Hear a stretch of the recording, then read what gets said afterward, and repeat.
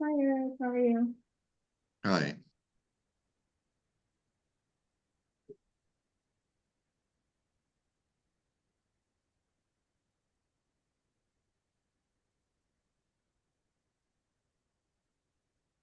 Mike Crotty's trying to get on. He didn't get a link from you guys, so I forwarded him my link.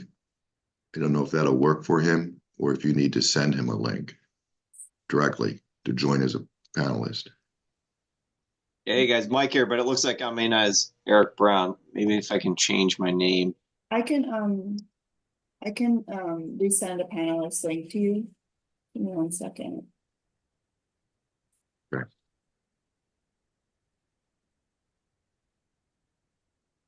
Well, I'm on now. It seems to be working.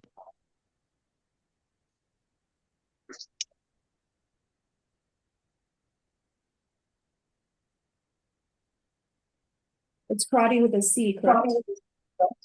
Yeah.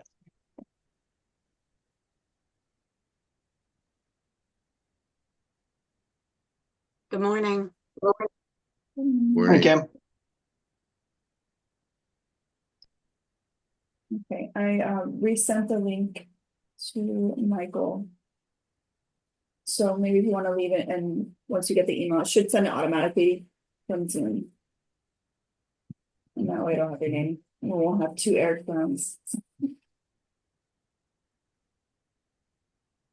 yeah, put me back as Eric Brown.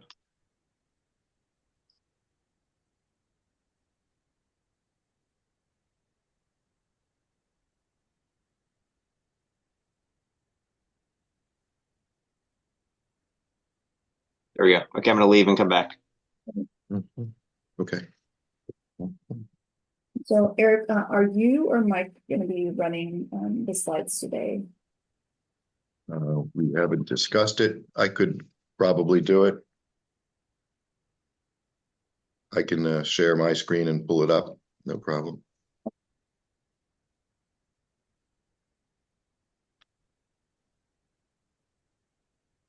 How's that?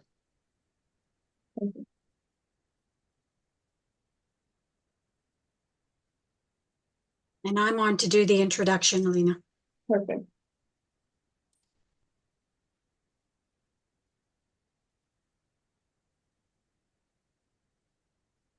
There we go. I'm back on. All right, perfect. Everyone's audio sounds good. Everyone's camera's working fine.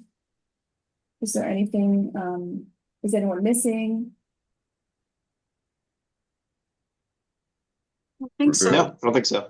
What kind of turnout do we have today? We have 20 people registered. Oh, that's good. I think, I mean, Good. as long as I've been on board with this, that's, I think, the most that I've seen, so that's pretty good. So if anyone needs to like grab some water or run to the bathroom, we have about 9 minutes. You can just go on mute and step away if you need to, or turn your camera off. Okay. Eric and Mike, you can probably do this one in your sleep by now, right? You've been doing the round workshops rounds. ours this fall. We Yeah. have. Yeah.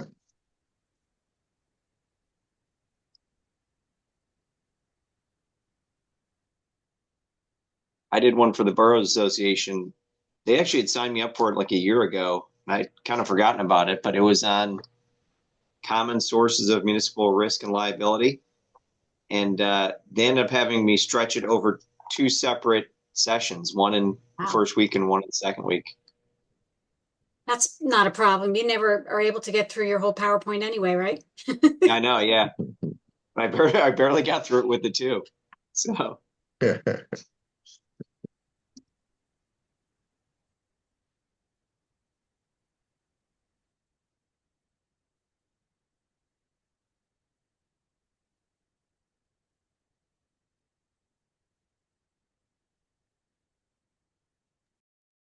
how was the dog park coming, Kim?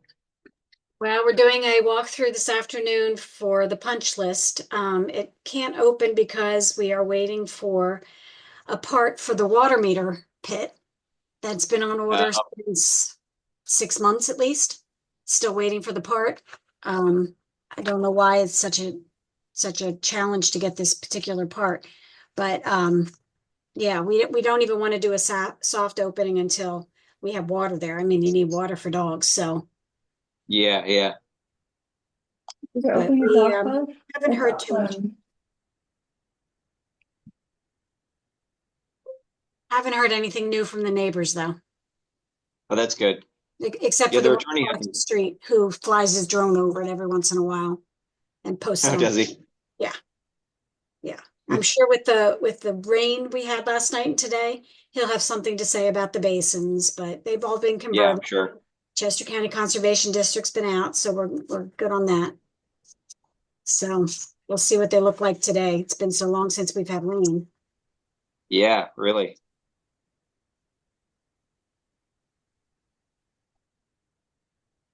Zoning hearing board met last night and signed off on the 525 Schuylkill Road decision. So now Okay. Mark's going to send you a copy. Just have to wait to see if they appeal it, I guess. Yeah, that's right. So sounds like the zoning hearing board didn't really understand all the details based on the septic system and when it was approved Yeah. and what it was approved for. Yeah. It was very confusing, Yeah, the records. I'm sure it's not over. Nope, nope, nope. Now, if they appeal it, does it go to PERMA? Yeah, it would. Yep. Because it'd be equivalent to a land use appeal. Mm-hmm. Michael, I have that same bobblehead in my house. The Dwight Schrute one. Oh, do you? Oh, yeah.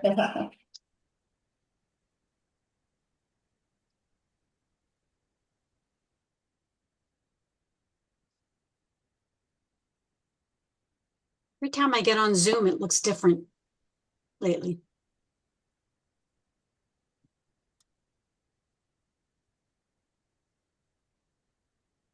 I've got new computers. So, like, I got one and for 4 months, and it was great, nice and fast. And then it just broke. So that's gone. And I have another new one. Just got a new one too, and now it's the Windows 11, which takes some getting used to. Yeah.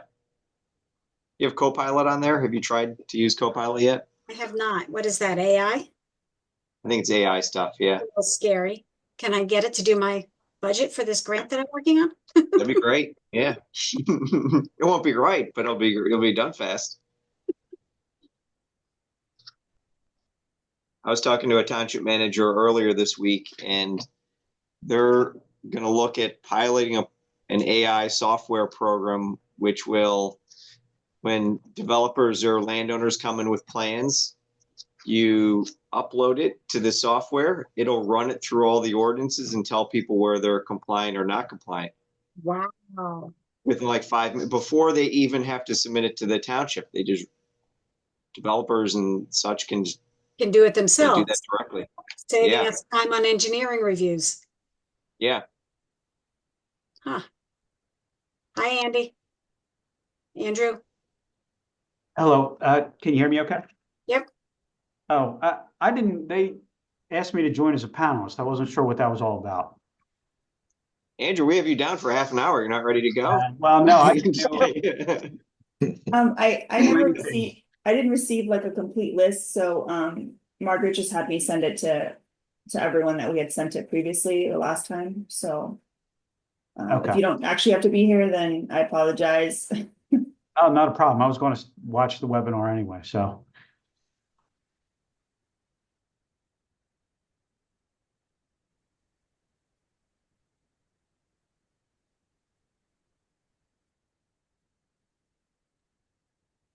So we got about, well, less than 3 minutes, so if anyone needs to grab water before we get started, I'll go ahead and start the webinar right at 9.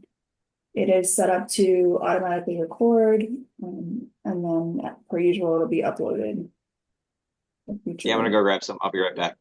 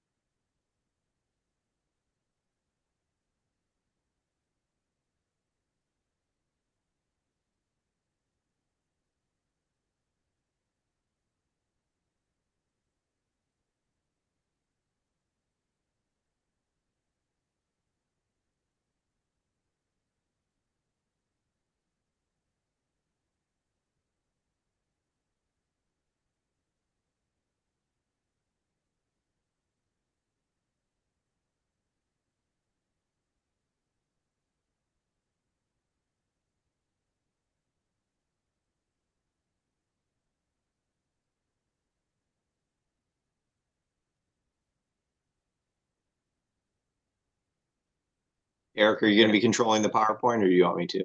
I will. I got it up on my screen, and Okay. you can cue me when you're ready, but I think I have a sense of probably when you'll be ready based on our prior experiences. Yeah. Go ahead and hit start webinar. And then you guys can go ahead and do your thing. I'll be here in case anything comes up.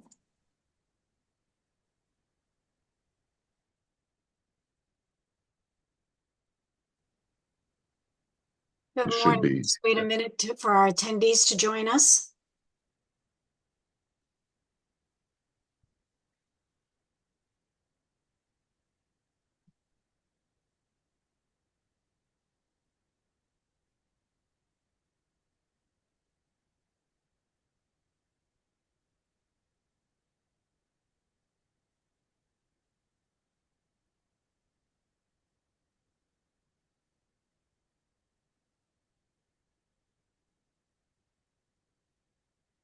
Hey, good morning and welcome to the PERMA Third Thursday webinar series. My name is Kim Moretti. I am the Township Manager in East Pikeland Township, Chester County, and currently serve as the Chair on the PERMA Board of Directors. Thank you for joining us today for our program providing a legislative and case law update for 2024.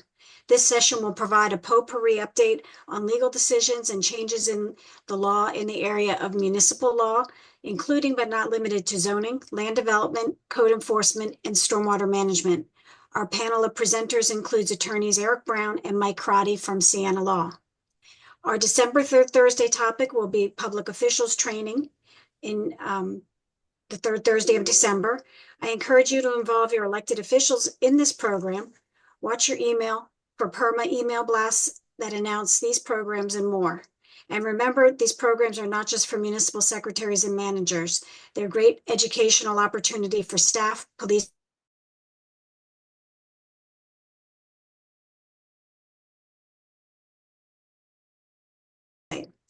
just a reminder that PERMA now offers the PERMA Legal Access Program, where all members are eligible for up to 120 minutes of free legal consultation annually on a wide range of matters. This may include a question about a right to know request, a personnel issue, a zoning or land use matter, just about any legal question that needs a quick but thorough answer. For more information about the PERMA Legal Access Program, go to perma.org and look under the Services tab. The PERMA Loss Control Grant application is currently being accepted with a deadline of December 8th. Members are eligible for $5,000 grants for projects that reduce risk. If you missed the October 8th e-blast on this program, check your email or reach out to your PERMA contact at H.A. Thompson. Now I'm going to turn the program over to our presenters, Mike and Eric. Great. Thanks, Kim. So as Kim mentioned, my name is attorney Mike Crotty. I'm with Sienna Law. I've been with the firm for about 20 or so years, a little bit over 20 years. And we handle primarily municipal law. And we do it wearing a couple different hats, of course. The first big hat we wear is as assigned defense counsel through PERMA for all the townships and boroughs and cities and zoning hearing boards and police departments throughout the state. And that's, from Washington County on the one side to Pike County on the other. So we get a broad range in depth of who we get to deal with and the types of issues that we encounter. And then the second big portion of at least Eric and I's business is serving directly as solicitor to townships and boroughs and zoning hearing boards in southeastern PA, where we're there day to day with them and at all their night meetings to walk them through these issues as they come before us. So we see it coming in the first instance when we're there as solicitor, and then we see it on the back end when there's litigation that crops up. And of course, noting that none of us want to hear us talk for the entire, without any feedback, at least for the entire hour. So to the extent you have any questions, I believe there's a chat or a Q&A box at the bottom of the Zoom screen. If you want to type any of those in, we'll get to them as we get through the presentation. And now I'll turn it over to Eric. Eric, if you want to talk through your background. Sure. Good morning, everybody. It's a pleasure.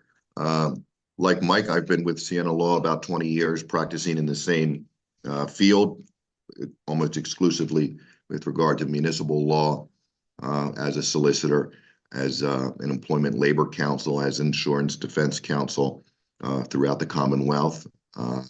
I too spend most of my nights with townships and borough councils, advising all of you here online through the issues that you confront.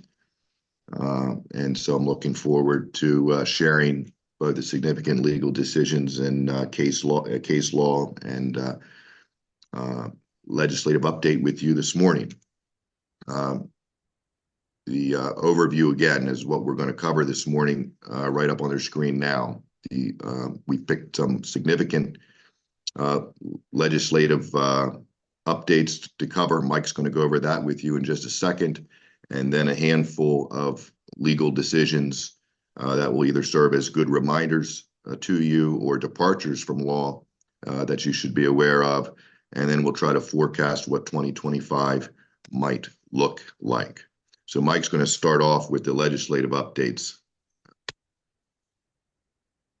Sure. So jumping in, first though, before we get to any particular legislation, just a reminder on how the Pennsylvania legislature works. So we've got the Pennsylvania Senate, and we've got the Pennsylvania, which has 50 members, and we have the Pennsylvania House, which has 203 members, I think. And they both have to consider and approve a piece of legislation before it's then taken up to the governor and signed off and approved. And the way that the legislature works mechanically is bills get introduced, and there are thousands of bills that are introduced each year, and they either move or they don't move, and some of them go into a committee and they kind of sit there and languish and die on the table, and others, of course, get approved in some kind of fashion at different points in the year. The legislatures themselves operate on a 2-year legislative calendar. So we're currently in the 2023-2024 legislative calendar. And what that means is all those bills that get proposed get put in a queue and get kind of moved in process. But at the end of the 2-year period, anything that hasn't been approved at that point dies on the table. The slate is wiped clean, and they have to start fresh back in January 1 or whenever they take up their initial legislative sessions. With that being the case, where we are now is we're at the end of the 2024 or 2023-2024 legislative session. So everyone's kind of stopped tracking bills because there's only maybe 1 or 2 legislative session days left, and those are lame duck sessions. Nothing typically happens in them other than acknowledging important dignitaries and the like. So anything that's passed has pretty much been passed at this point for this year, and anything that hasn't is going to be shifted over to next year. So with that being said, we did want to hit on a few pieces of legislation that you may have realized and that you may not have realized, just to make sure that they're put on your radar and you can operate and adjust accordingly. So the first is Act 18 of 2024, cell phone driving ban. This bans the use of cell phones while operating a vehicle. And everyone, of course, or most people use hands-free, but the quickest way to explain this new bill, this new act, is if you pick up your phone, you can pick up a ticket. So any kind of touching or holding of your phone while you're driving is technically now illegal, and you can be pulled over for it, and you can be ticketed for it. So don't do that anymore. No checking emails or texts on the phone. If you do it and the police see you, they can, and they do have targeted enforcement areas, they can pull you over. And I'll just interject from the employment perspective, Mike. What that means in managing your workforce is updating your SOP or your employee manual so that you have a policy that prohibits your workers from utilizing cell phones while driving, so that you're consistent with the state law. Don't assume it's just obvious now that that's what the law says. You should be directing your workforce to adhere to the law. Yeah. And Eric, I'll turn it over to you to go through Act 49 for the municipal police pension buyback, just because that relates to labor and employment. I know that's your area. Sure, yeah. Many of you maybe have already heard about Act 49 that allows police officers to purchase prior police service, either full or part-time police service that they may have had with another department before coming to your department. That requires an amendment to your police pension plan, first and foremost. And if your department is unionized, that's a bargainable subject. So you've got to negotiate that change in your police contract. So upon first blush, you may not have any objection to providing that new benefit under state law to your officers. There are some mandatory legal steps that need to occur before you implement that. And then the state law is rather ambiguous. So you've got to work with your solicitor, your labor counsel, your pension plan administrator, or actuary to sort of fill in the gaps. And what I mean by that is that there are some logistical issues or administrative issues that are left unsaid that you've got to think through before you implement it, with regard to how you verify the prior police service, for example, how you treat prior part-time police service, and how you translate that into credited pension service. And there's additional issues. So I think the message is just don't say agree to the officers when they come up and say, please add this benefit. There's got to be some thought in the implementation of it as you proceed. But that is a new benefit. I would expect all of the officers, all of the unions that represent the officers to be requesting that benefit be added in the coming year or two, whenever your next contract comes up for negotiation. Great, thanks, Eric. And so turning it over back to general legislation, Act 72 earlier this year, it's an anti-SLAPP lawsuit piece of legislation. A SLAPP lawsuit, SLAPP, stands for Strategic Lawsuit Against Public Participation. It's essentially trying to bully, and this happens sometimes with developers, bully people who are unrepresented or of low means or kind of neighborhood opposition groups by filing lawsuit after lawsuit against them to raise claims for the purpose of stopping them from fighting your development. With this new legislation, it can create a counter cause of action on their part where they can sue back the person who's suing them to claim that it's a SLAPP lawsuit. And the biggest kind of driver for a lot of lawsuits, of course, is attorney's fees. And this one does allow for the right to recover attorney's fees if a SLAPP lawsuit's been brought against them. So I expect that this will tick up in the next few years as to the cases we start to come across. One important caveat is we as local agencies at townships and boroughs and cities, we're exempt from being sued for SLAPP lawsuits. So someone can't file one of these lawsuits against us claiming that we're filing things to try to prevent their public participation. Next, green lights for public works vehicles. With Act 78, we can now authorize and put green flashing lights on our highway and construction vehicles, all of our public works vehicles, which is important when they're doing their roadside work. So instead of just the amber light, it can now be a green light as well to differentiate themselves. And so that's in effect, that can be implemented now with your different vehicles that are out there. And then next with acts, it's actually 3 separate acts, 139 through 141. Currently, or before these acts, when we donated or imposed a EMS tax and we gave that money to the ambulance company or the fire company, they were limited, the fire companies and ambulance companies were limited in how much of that tax money they can use toward salaries, benefits, and other compensation.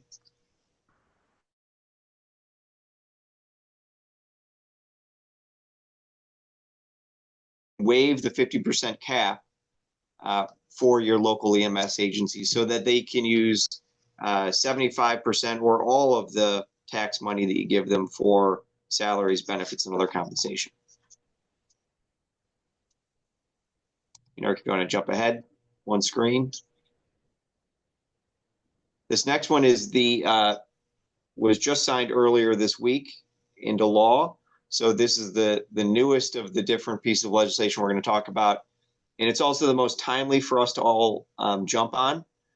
So currently under the second-class township code, when we want to, in the borough code as well, when we want to appoint an independent third-party CPA firm to be our auditor in place of our elected board of auditors, we have to file every year or advertise every year a notice in the newspaper 30 days before we intend to appoint them. And that just creates an additional time lag and, of course, cost headwind because we have to pay for the advertising fees. So it's been a gripe for many that each year we have to approve these notices to go in the newspaper for something we continually do, and we're always going to do it because our budgets are so complicated and our auditing is so complicated. A lot of folks don't like to rely on the elected auditors to do that role. So with the new law, it removes the requirement that we have to advertise the notice every year after the first time we do it. So because this just went into effect and we've got a lot of townships and boroughs that are considering independent auditors coming up for 2025 for the 2024 year, you can look at in modifying your notice that you're going to publish, because you still have to publish it this year. Modify it so that you make it clear that the auditing company that you're appointing and that you're appointing an independent auditor is going to remain in place from year to year. And that way in future years, you don't have to re-advertise that notice. That then becomes the default going forward, where you don't have to keep filing these notices or advertising these notices each year. You can just appoint your independent CPA unless the township takes affirmative action to revoke it. So it doesn't eliminate the elected auditor's position, which a lot of us have get those questions after every election cycle when somebody gets elected as the independent auditor and they come in all fired up thinking they're going to do stuff, and you deflate their balloon by letting them know, no, we have an independent auditor, you do nothing, your job is taken away. So this does not eliminate that position, because there's always that potential that a township could theoretically revoke the independent CPA review, but it does make it easier for us to go through that process. Next, another set of 3 acts, which went into effect also very recently. Acts 10, 94, and 131. They all increase the compensation for elected supervisors and council members and even auditors under the township code and the borough codes.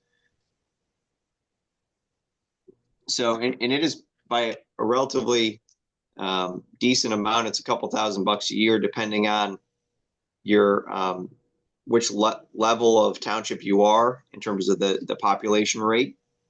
So it is worth considering. Of course, it's not going to be very popular if your folks are the ones that are effectively increasing their own pay, especially in an election year or in a budget cycle, but they can do it.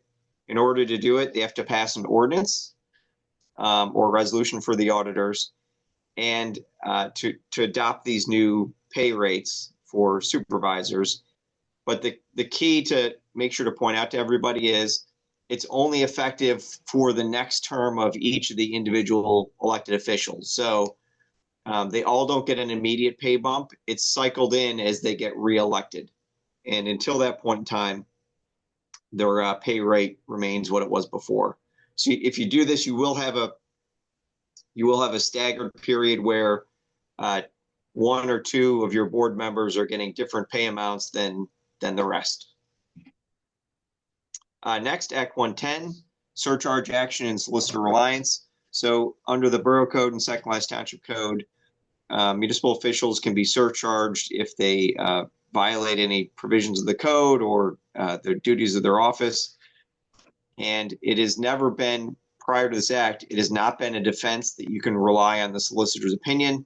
That's now been codified into law. So if the solicitor does give you an opinion, then for borough officials, they can rely on that opinion as a defense to an audit surcharge by an auditor. The other quirk with this one is, it also allows for firms and companies to be named as borough manager, not just an individual. So especially if you're in an interim manager situation, you can hire a company to be the manager for that period instead of an individual. Important in the kind of mix of things is what's died on the table. And we expect all these bills will be reintroduced in the next session, but they are pretty timely and pretty important from the municipal perspective. The first one are the various zoning and other reforms to the municipality's planning code that relate to affordable housing. These range from incentive programs to give money to developers for affordable housing, or money to municipalities to promote affordable housing initiatives. So that's kind of on the one end of the spectrum. On the other end of the spectrum are much more broad sweeping changes that would essentially eliminate our ability to zone for multifamily housing and require us to have and allow multifamily housing and housing generally in every zoning district. It essentially wipes out a lot of the township and borough ability to zone for density and zone for housing. So that's of course opposed by PSATs, by PSAB, and a lot of our municipal clients. Next, the Tort Claims Act cap limits.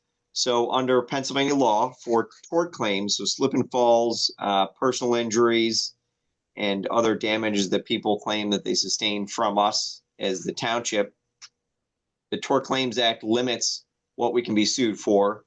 And more importantly, it also limits how much of a judgment can be imposed against us.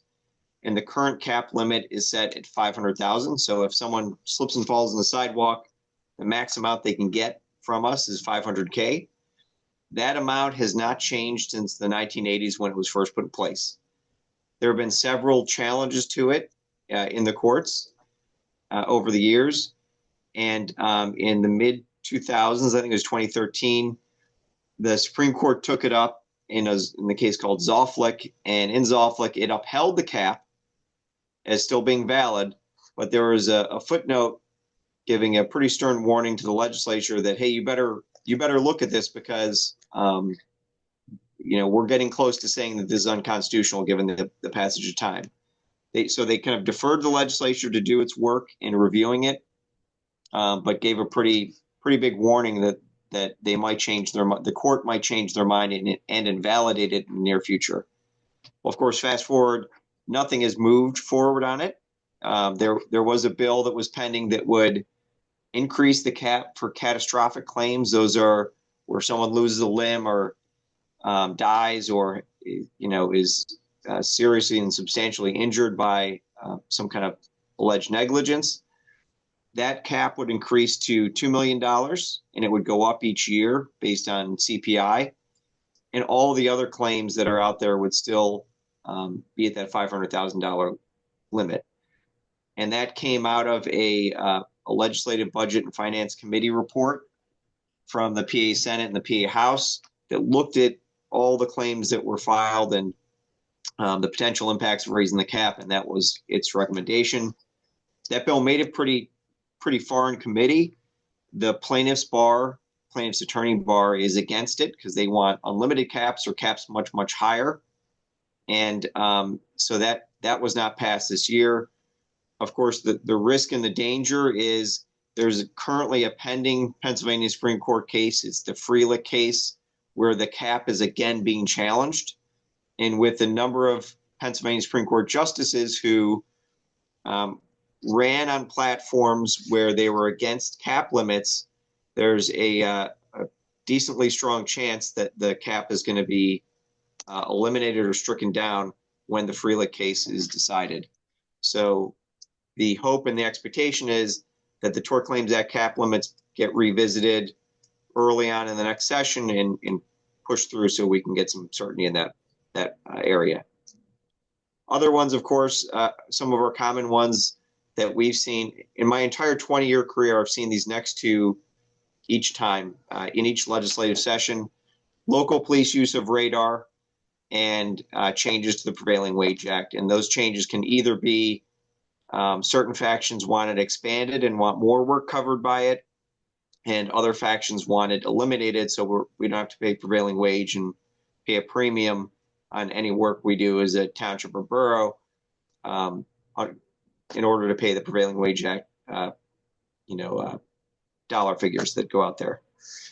So those always come up. Those never seem to get much movement, and they're sitting out there again. And again, it's going to be expected they're going to come back on the table in the next session, and who knows if they'll move, if they won't move.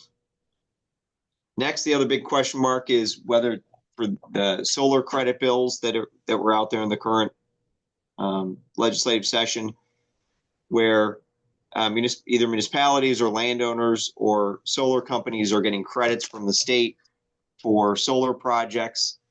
And there are various bills to expand those programs and allow them more freely and lower the some of the regulatory red tape around solar.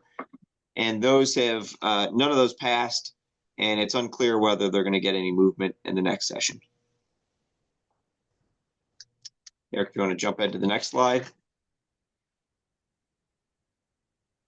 Otherwise, we did want to point out two quick things. First is ARPA spending. So most of us received money from the federal government during COVID times for the ARPA money. Those spending deadlines are coming up fast. By the end of this year, 2024, we have to have committed all the money that we've spent. All the money we've received, and by 2026 we have to spend it. If you have a lot of unspent money and you're looking for what it means to be committed, you should look into that a little bit more detail, because in my view of it, they're taking a bit of a harder approach or tighter approach as to what is committed. It can't just be, hey, we want to spend it for this reason next year. Everything I've seen indicates that you have to actually have it committed under a contract to spend it for a certain dollar figure by the end of this year. Next, there were changes to the Breach of Personal Information Notification Act. Eric, if you can go back one slide. So this is the federal act, that requires us to give notices to people if there's been a data breach of any of the township or the borough accounts. They did a couple things here, and if you look at the blue, that's the old language, and the red is the new language. And the thresholds were changed to lower the standards and for when the thresholds for when we have to notify folks, and expand what kind of information would be stolen that would trigger the act in the first place. So in addition to your social security number, driver's license number, account numbers, credit card numbers, now you have to, if any medical information in the possession of the agency, health insurance info, username and email address in combo with a password or security question, any of that stuff will also trigger requirements and action on our part, on the township or borough part, to do certain things under the act. Those certain things include, we have to notify the Attorney General now, which we didn't have to do before, and we have to notify without unreasonable delay everyone whose information was compromised. And if there were more than 500 pieces of compromised information, we also have to give notice to the consumer reporting agencies and offer free credit reporting for those who are affected. I do know PERMA has coverages for this, so there's certainly things to talk to Andrew and the rest of the PERMA folks to make sure that you're covered and protected. Eric, if you want to jump ahead. Okay. I'll jump in here with, we're going to transition over for the second half of the presentation to the case law updates. And we'll start off with some zoning cases, everybody's favorite. And just by way of introduction, a brief background on special exceptions. If you're not familiar, if you need a little bit of a recall, special exceptions under the zoning law require a hearing. During that hearing, an applicant has the burden of demonstrating compliance with your zoning ordinance objective criteria, the objective criteria, remember, and then any objectors or protestants, usually they're going to be neighbors opposed to the proposal, they then have a burden of showing that subjectively the proposal is adverse to the public health, safety, welfare of the community. So to put that another way, it's not the applicant's burden to prove that the proposed use is not going to be harmful to the public health, safety, welfare. The applicant does not have a burden to prove the negative. It's incumbent upon the objectors to provide evidence to show that this particular use is going to be harmful to the community or to the neighborhood, and to show how and why, usually through testimony from consultants and experts and such. And so the first case here, Kogan Properties versus East Union Zoning Hearing Board, stands for the proposition of what is an objective standard in the zoning ordinance that is the responsibility of the applicant to comply with in the first instance. And we get to that provision in the zoning ordinance that I think most municipalities have. Everybody has something similar to the third bullet point on the slide here. Compatibility with the adjoining development or character of the zoning district and neighborhood. Is the proposed use compatible with the surrounding neighborhood? Everybody, I think, pretty much has a similar standard. Now, this particular applicant complied with all of the other objective criteria in the zoning ordinance. That was not disputed at all. And the proposed use here was a gun range. And so this is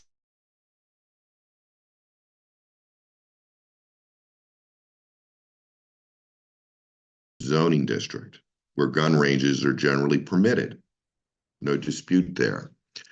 And the court, not to bury the lead, concludes that that's an objective standard. So even though there's not measurements, there's nothing that you would typically, that would jump out at you as being objective. You know, the easy objective standards are the 20-foot setback, the 50-foot setback, the height standard, very objective. You can take a ruler and measure it. And there's no ifs, ands, or buts in terms of whether you're meeting most area and bulk requirements, right? But when you get to compatibility, it's a little more loosey-goosey. But the court says, nonetheless, that is objective.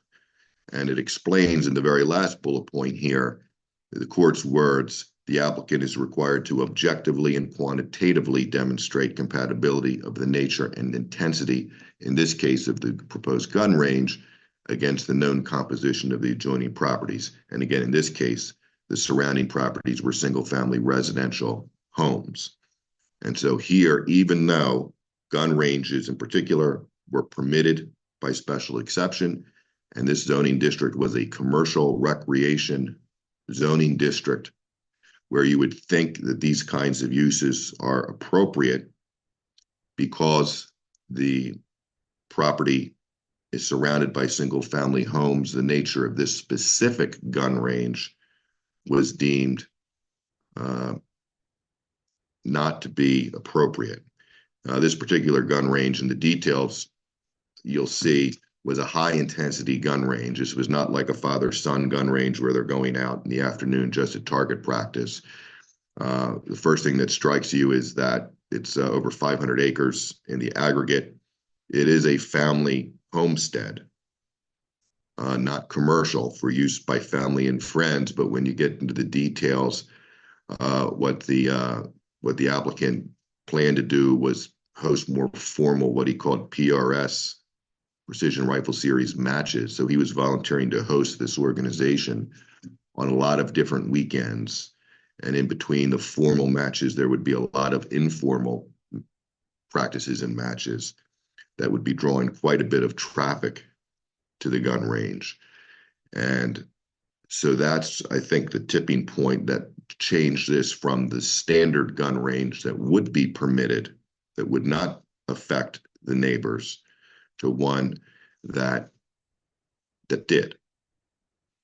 So the court concludes that excessive noise would be a sufficient basis to deny the special exception because it departs from the normal, quote, normal recreational shooting that would come from a typical gun range. He just went overboard, in other words. We then move to a variance decision that Mike will take you through. Mike and I are going to ping pong back and forth here for these decisions as we go. Mike? Yeah, so Harding versus Harrisburg City Zoning Hearing Board is one where sometimes you got to be careful what you ask for. And even if everything seems reasonable, you might get a fight out of it. So there was a dilapidated, rundown lot, and there was a lot of crime on it and a lot of trash on it. And somebody came along in with a zoning application to use and convert that to a commercial parking lot in the city of Harrisburg. And most of the neighbors supported it and liked the idea of it. There was one who didn't like it, but she didn't like it. I think it was for like the aesthetics or the historic viewpoint of the area itself. But the use itself was not allowed in the zoning district.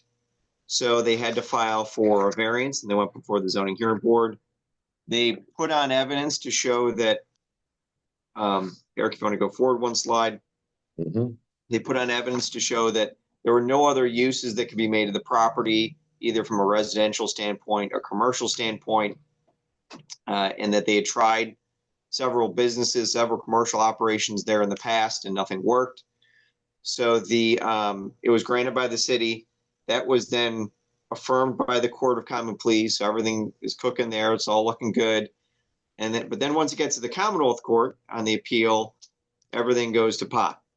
And the main reason that the Commonwealth Court issued its decision and actually reversed the grant of the approval for the use, for the variance, was something that I don't think anyone had raised below or made a big point of below, which was, if we look at our variance standards, the variance under the zoning has to be peculiar to the property, and it can't be created by the provisions of the zoning ordinance.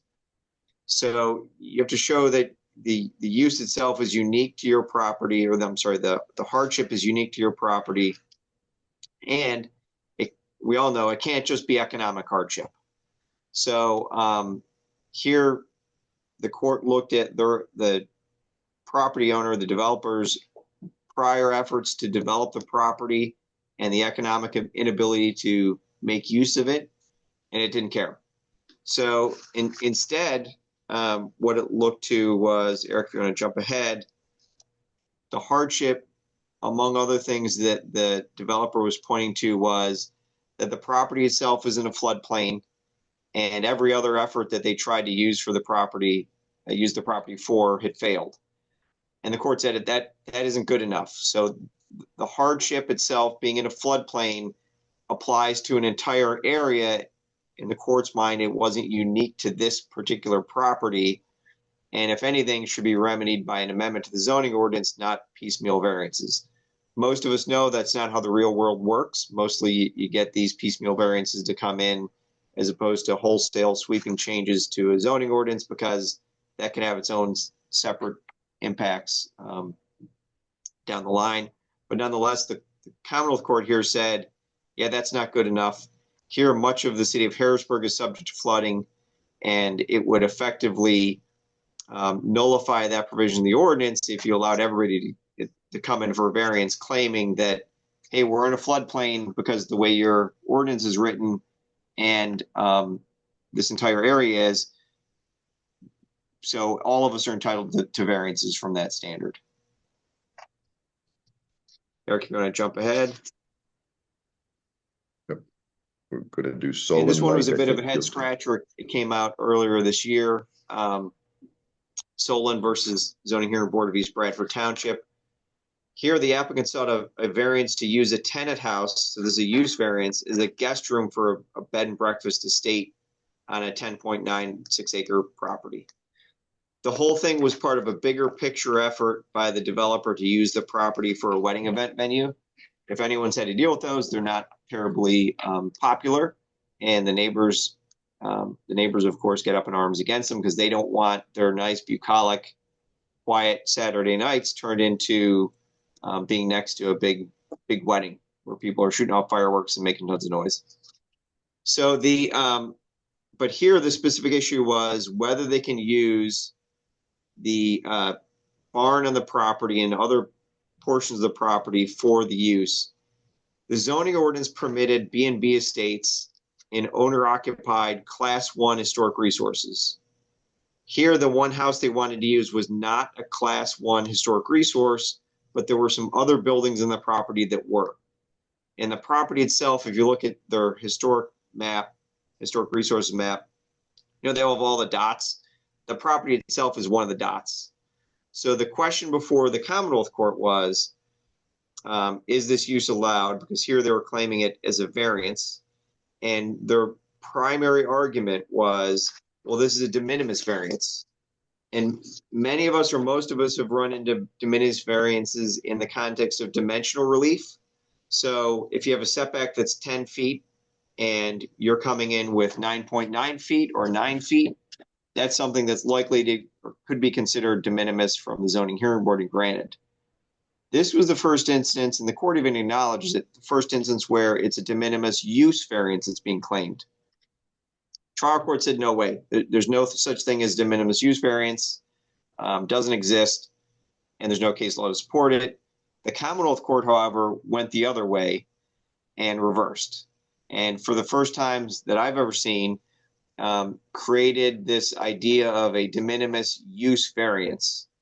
And unfortunately, it didn't provide many standards for it, other than noting that you apply this when minor and rigid compliance with the zoning ordinance isn't necessary to protect the public policy concerns. There's no set criteria for this. The court even acknowledged it will depend on the facts of each case and would apply mainly when the variance itself is more technical than substantive, and it's going to look at the intent and spirit of the ordinance. The other factor that the court noted was whether the grant of this variance will have an adverse effect, on the public interest. And here they said it would not, even though, in my opinion, there was a large contingent of neighbors who were against this project and continue to fight the project to this day. Sorry, if you want to jump ahead one more slide. So the biggest challenges with the decision are there's now a foothold in for someone claiming that there's this idea and theory of a de minimis use variance. The court itself, though, has noted in its decision that they should be rare and limited to extraordinary circumstances. I don't know what that means. And most importantly, there's no standards that the court set out for making a precedential decision on what factors you would play in and how you determine that when you're the zoning hearing board. Next, if you want to jump in with the next case, Eric, with 1406 properties. Yeah, we're going to transition then over to questions of expansion of non-conforming uses. And there is, under due process, I guess, the duty to allow some natural expansion of non-conforming uses. And most of you will likely allow for the expansion of non-conforming uses through special exceptions, and usually you have some limitation on the amount of the expansion that can occur, usually 25% or 50% of the current use can be expanded, and you regulate that through the special exception process, and you do that to conform with the notions of due process. But occasionally there comes questions on whether it's a natural expansion or not. And so this case, we have a couple cases here concerning that natural expansion question. So the first one, 1406 properties, just happens to be addressed on Ridge Pike down here in southeastern Pennsylvania. They requested through the special exception process to expand their construction asphalt paver facility. This is an outdoor facility only. There's no structures on the facility. It's just a facility where trucks can back up and get their supplies or drop off their supplies. So if you can envision just loading docks outdoors, and in each dock there would be a different stockpile of construction stuff. So one dock would be of landscaping supplies, one dock would be of dirt, one dock would be of mulch, one dock would be concrete blocks, another dock would be of jersey barriers and various things. And depending on what the needs were for various contractors, they would come up to this facility, back up, load it, and then take off. And again, no structures on the facility. The facility wanted to expand, so they come in with a proposal to construct 2 buildings, warehouses is what they would call them, basically to enclose the docks under roof.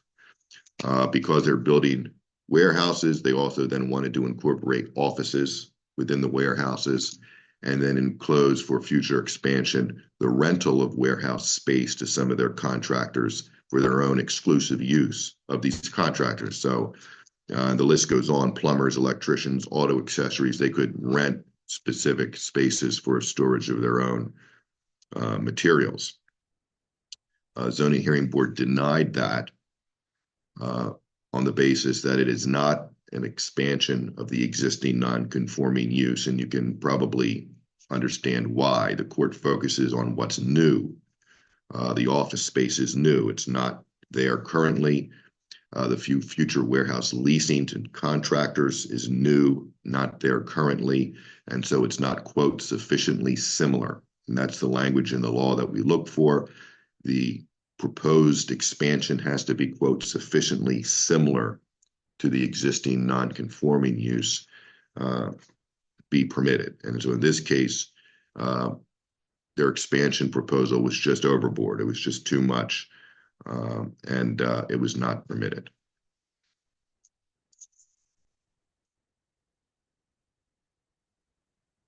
The next one, similar question at law. This one, they did not go to a special exception to request permission first. They expanded on their own and then wanted to ask forgiveness after the zoning officer walks into the facility and issues a notice of violation. So the non-conforming use that was lawful and permitted is a coin-operated laundromat, and then they rented U-Hauls at the facility as well. So you can imagine that facility, U-Hauls out in the parking lot, laundromat inside, and the operator begins to sell retail beverages, snacks, sodas, coffee inside as a supplement to the laundromat business to make more money. She readily admits that in the zoning hearing. It's essentially a convenience store. This was not small scale. If you read the decision, it was large scale, similar to a Wawa or Sheetz almost. I think there was cigarettes, vaping, everything that you can imagine inside the laundromat. And the court concludes, again, this is not a natural expansion of a non-conforming use, and it focuses on the volume of what she is selling in the laundromat. It goes far beyond the laundromat. There was a recognition that a laundromat could sell some retail products accessory to a laundromat. So if you go into a laundromat, there might be an expectation that accessory sales of a detergent would be acceptable. Sodas, snacks for people who are washing their clothes would be acceptable. So some level of small scale retail sales would be okay. But again, not going overboard and converting it so that you're doing more retail sales of convenience store products than you are of actually laundromat sales. And so that was, her appeal was denied. Eric, that sounds like an awesome laundromat, by the way. Yeah.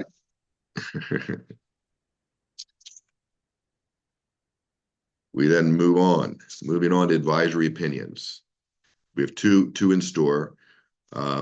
These are takeaways or lessons on who is issuing, who and when issues zoning determinations. So our first one, Friends of Church Street, is a Phoenixville Borough case. This involves a neighborhood group who was opposed to the development of a building or redevelopment of a building into residential apartment units. As is frequently the case in urban areas or boroughs, parking is always a concern, and the neighbors did not want to see another residential development without parking. They write a request to the zoning officer for an opinion on whether this development required to provide additional parking. The zoning officer responds with what he called a, quote, standard commentary letter with his zoning determinations interpreting the zoning ordinance. He includes at the bottom the standard disclaimer of a right to appeal. I think probably everybody's familiar with that. His conclusion was they didn't need the parking, so the neighborhood group then files an appeal to the zoning hearing board. The developer and the borough appear at the zoning hearing board and challenge the standing of the neighborhood group to appeal that standard commentary letter. And the zoning hearing board and ultimately the court, both the trial court and the Commonwealth Court, conclude that the zoning officer's letter was not a determination or a preliminary opinion or anything that could be appealed. It's not a final action on a permit, and only developers or landowners can request preliminary opinions. Neighbors cannot do so. And so the lesson, I think, to zoning officers on a case like this is to be cognizant of who is asking for opinions or determinations. Don't just assume that every email or letter that you receive is one that you can just turn around and respond with a, quote, determination. And oh, by the way, just because you include a right to appeal in a letter doesn't mean that the group, or in this case, a group, or the person has a right to appeal. If state law does not provide them with a right to appeal, a zoning officer can't create that right on his or her own. Now, that doesn't mean that there still can't be communication back and forth between municipality and residents to help gain understanding of what the rules and regulations are within the community. But it shouldn't be deemed to be a zoning determination or something that is appealable. I think Mike will take the next one, which is similar. Yeah, very similar. So here the city of Bethlehem has of course, its designated zoning officer, but it also has a director of planning and zoning. And a request came in for use that related to student housing, obviously a hot topic issue. And the director of planning and zoning issued a letter with certain conclusions to it. That letter they prepared went in gathering information from the zoning officer and looking at the zoning ordinance and then putting it all together in one letter that was then signed by the director of planning and zoning. That was appealed to the zoning hearing board. And the question, just like in Eric's last case, was, well, why are we even here? Do you even have the right to appeal something that was issued by the director of planning and zoning? There was no reference in that letter to it being a zoning determination. Not that that's dispositive in other cases when a zoning officer issues something. And there's nothing in there that indicated there was any kind of right to appeal. And it wasn't signed by the zoning officer. Again, it was only signed by the director of planning and zoning. And so that when it got to the court level, if you want to forward a slide, Eric. Mm-hmm. Both one quick caveat, while there wasn't anything in that letter to say there was a right to appeal, when the zoning officer spoke to the attorney for the applicant, they did confirm, hey, if you don't like it, you can appeal it to the zoning hearing board. Nonetheless, once it got to the zoning hearing board and even to the court level, both held that the director of planning and zoning, anything that they issue is not a quote unquote determination under the municipality's planning code that's appealable to either of them. They don't have jurisdiction for it.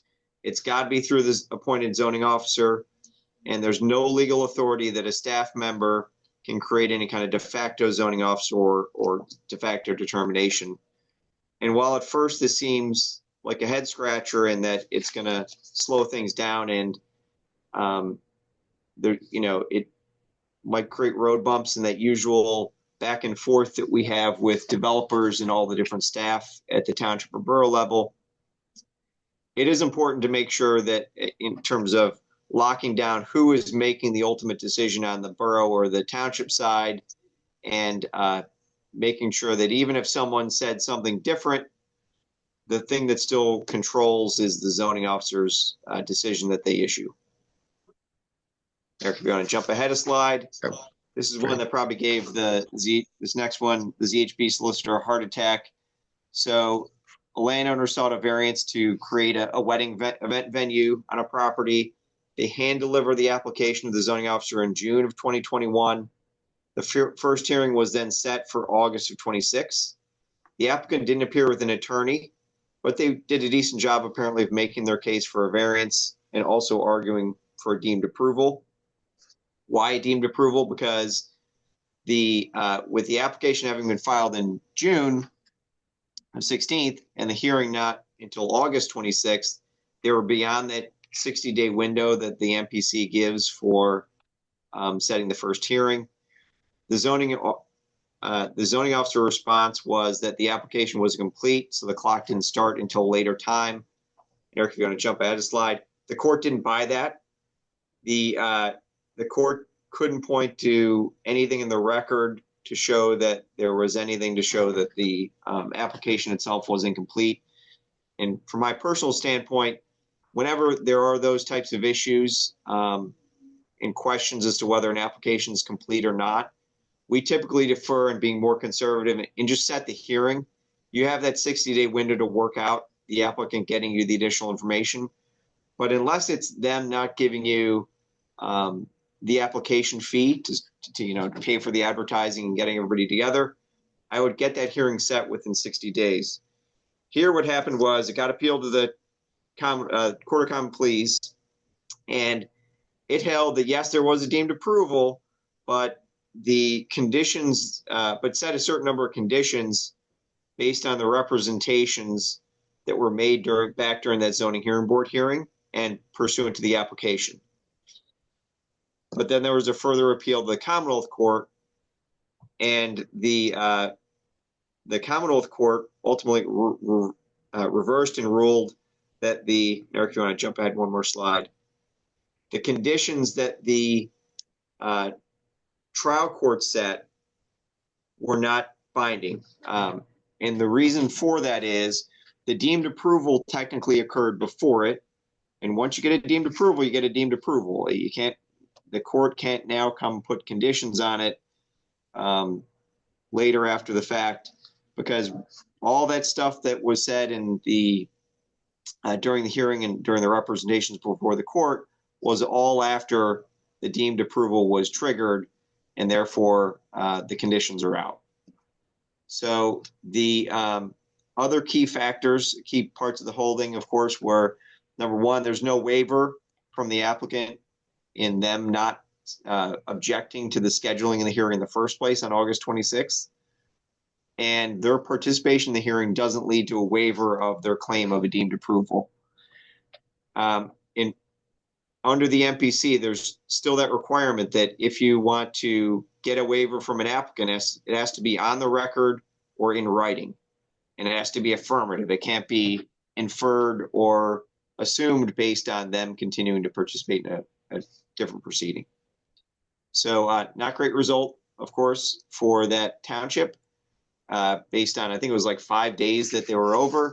But nonetheless, it's just a reminder to all of us that when we're scheduling those hearings, make sure everyone consents to that scheduled date. And if it's beyond that 60-day window, make sure to get something in writing affirmatively from the applicant to agree to that date and waive any MPC type requirements. Eric, if you want to jump ahead. In the subdivision land development world, the PD land case came down this year. And here there was a large warehouse going in. And as part of that, of course, they needed a highway occupancy permit from PennDOT. And it was approved conditioned on them obtaining the highway occupancy permit in 2022. PennDOT ultimately issued a temporary access certificate, but not an HOP. and the HOP has remained pending for a long time. PennDOT had a backlog. The township then, when they came in for building permits, the township denied the building permits until the HOP was officially issued. Eric, you want to jump ahead a slide? And so the question, the appeal, and there's both an appeal filed and a mandamus claim, claiming that the township has to process the permits regardless of whether the HOP has been issued. Under Section 508 of the MPC, the language itself, the language in dispute here says no plat or plans which will require access to a highway under the jurisdiction of PennDOT shall be finally approved unless the plat contains a notice that the HOP is required. So the argument from the township, of course, was, look, right here, it requires that you have to get your HOP. Here they're accessing a PennDOT highway, so they need that approval before we can move forward with the project. Eric, you want to jump ahead? The Commonwealth Court held otherwise. It looked at that section very, very narrowly and read it to require only that a notation on the plans of their need for an HOP be present, not that they actually have the HOP, which doesn't make any sense to me. It's kind of mind-boggling that if we put something on a plan, I think that's a requirement of the plan to carry through. But the theory from the Commonwealth Court in its decision was, hey, that's an outside agency. Its regulation and approvals outside of the municipality's control. And so, that's completely out of bounds for you as the township to use it as part of your process. So all you can require is that a notation be in effect that they get that approval, not that they actually have that approval. That raises all kinds of questions in terms of, well, what do you do in that circumstance? Do you have to then engage PennDOT to deny the developer doing anything on the property until they get that HOP? Who knows? That kind of remains to be seen. And Eric, I'll turn it back over to you for the code enforcement update. Okay. I think we're about at the 1 hour mark. We have 3 decisions left to get through. We're going to try to do this just in the next couple of minutes to be respectful of everybody's time. The first one is rather straightforward. We give it to you so that you have it in your back pocket with regard to code enforcement. So when you walk into a magistrate's office or you're in court and the question of how big a fine can be, you have this decision to explain it to the judge. This is a fine of $133,000 plus for violations of codes related to a townhome down in Philadelphia that was deemed unsafe. There was cracking. The homeowner didn't jump on getting it fixed. And the Commonwealth Court, in a reported decision, reinforces the notion that the value of the property is not a consideration. Here, the homeowner was saying that the amount of the fine exceeds the value of the townhome. And of course, the violator's ability to pay is not a consideration. So you can't claim poverty to get a reduction in the amount of the fine. The purpose of the fine is twofold. It's punitive punishment and it's deterrence to prevent the continued violation of both the current violator and then other people in the community from committing the same violations. And so there it is in black and white that violators who are going to ignore your codes, ignore your notices of violation to abate the code violations, can, under the right circumstances, be socked with significant fines. Next significant decision comes under the Stormwater Management Act. It's Howarth v. Falls Township. Stormwater Management Act imposes a duty anytime landowner, and in this case a municipality, engages in what is called alteration or development of land. And believe it or not, the courts will claim and hold that the replacement of stormwater pipes or stormwater culverts, however you want to call the pipe, that will constitute an alteration of land. So when you swap out a pipe that runs underneath the road, that will be viewed as an alteration of land that triggers your duties under the Stormwater Management Act. Falls Township did that. They just replaced we call it a like replacement. taking out an old non-functional 18-inch pipe, replacing it with a new functional 18-inch pipe. Surprise, surprise, the functional pipe works. So stormwater is actually going to come out, pass through the functional pipe where it did not before. And so that is an alteration of land under the Stormwater Management Act that requires a stormwater calculation and best management practices be installed if there's an increase in stormwater runoff and erosion. And of course, Howarth, the plaintiff there, claimed that there was. And of course, anytime that you take a clogged pipe and you make it functional, there is going to be an increase in stormwater runoff characteristics. So the takeaway here is that the courts are very strictly interpreting the Stormwater Management Act. So be mindful of that. Anytime that your municipality starts tinkering around with stormwater issues, whether they be cleaning out swales, altering channels, swapping out pipes, remember the Stormwater Management Act exists. You're not exempt from it as a municipality. And if there's any question or doubt, consult your solicitor. And likely the answer is going to be conservatively do a stormwater management analysis. And if there's going to be a change in characteristics of the stormwater flow, means an increase in rate or volume onto a property owner's property, consider best management practices to avoid a claim or lawsuit against your municipality. And then the last decision is one that is percolating and will percolate into 2025 that will have significant ramifications conceivably on your ability to amend your agendas during public meetings. Everybody is well aware of the limitations imposed in 2021 on your ability to amend your agenda, so such that you can only amend your agenda for de minimis reasons when there is no expenditure of funds. Those are your three exceptions there on that screen: emergency business, business arising within 24 hours prior to the meeting, as long as it's de minimis in nature and does not involve the expenditure of funds. Of course, that's basically nothing. And there's a dispute now involving Parkland School District of whether there may be a fourth exception under the law. Parkland School District has concluded that there is. The Commonwealth Court ruled against the school district, but the Supreme Court has taken on the case to consider it. The fourth exception, Commonwealth Court reads that to be just a procedural exception on how you go about amending the agenda and not necessarily a substantive exception. But the Supreme Court, like I said, has taken on the case. If the Supreme Court overrules the Commonwealth Court, which we would expect a decision to occur sometime in 2025, then you might have a fourth exception that would allow broad amendments to the agenda for virtually any reason at all.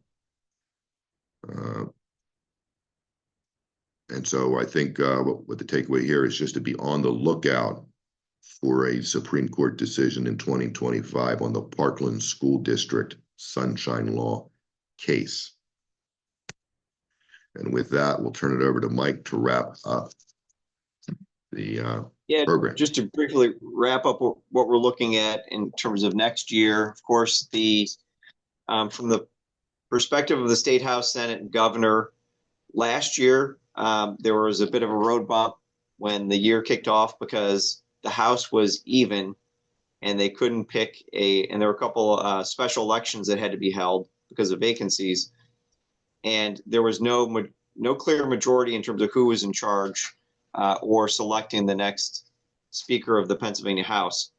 And that was important because that Speaker is the one who decides the legislative session days and the calendar and kind of docketing that stuff.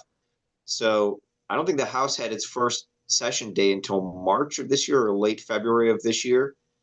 Now the House is still an almost even split. I think it's 103 to 101 in terms of the party split in the Pennsylvania House, but at least it seems to be settled. So the expectation is they will get to work relatively soon in the new calendar year, and there's no changeover this year in terms of a substantial number of the senators or the governor or anything like that. There is the municipal election year coming up next year, of course, so that's going to certainly affect stuff at our local level and have us keep our eye out for. In terms of the Supreme Court, as we've noted in some of the prior slides, we're going to be looking at a couple big decisions that are going to come down. The first one isn't one we talked about because it was a case that came down in 2023, which was the Westchester Borough, Westchester case about stormwater fees. The Commonwealth Court had ruled that that was a tax. And because it was a tax, then it couldn't be applied to Westchester University, which would also mean it couldn't be applied to any governmental entity. So if you're in Harrisburg, obviously, or any other town where you've got a big nonprofit or a big governmental entity, they're not going to be paying that fee, at least under the current Westchester University case. That's up at the Supreme Court, and I think it's awaiting a decision at this point. So depending on how that shakes out will impact that ability to impose those stormwater fees. Next, as Eric noted, there's that Sunshine Act case that will likely go up, and see how the Supreme Court rules on that. And then the Freelick case is one, again, where the Tort Claims Act cap, the $500,000, is being challenged again. So that one will likely be decided in 2025. So against all that, we look at some big decisions coming down the pike. And of course, because it's going to be a new legislative session, everything that was put on the table is now died on the table and has to be reintroduced. And Lord only knows how long that'll take to get any significant movement out of any of those key issues. And with that, we wanted to thank you guys for your time this morning. If you have any questions, you can put them in the Q&A chat, or you can contact any of us directly. And thanks everybody for your time. Thank you, Mike and Eric. And attendees, don't forget, you can also find recordings of these webinars on the perma.org website. And join us again in December when we will have a presentation on public officials training. Thank you.